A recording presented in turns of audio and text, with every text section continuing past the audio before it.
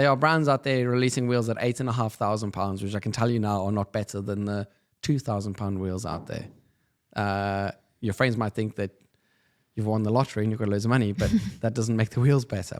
So, I mean, DT Swiss do, I don't want to call it entry-level wheels, but let's talk on the more enthusiast side of things. They do wheels at 350 quid, which are excellent wheels.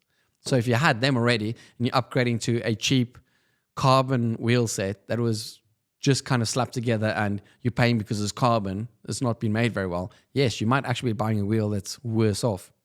Saying that though, then you got carbon wheels at £2,000 that I think are terrible, but you got carbon wheels that Scope's got the new S4s out at £900. I think they're excellent.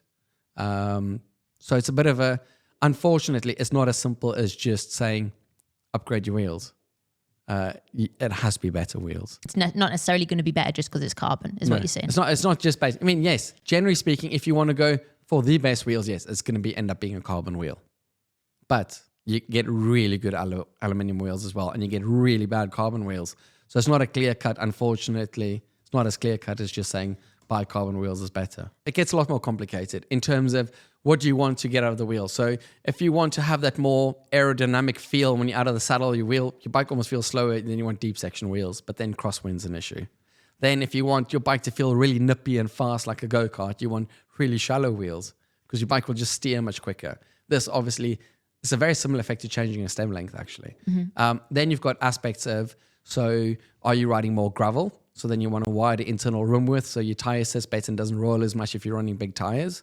If you wanted, there's just so many factors to take into consideration.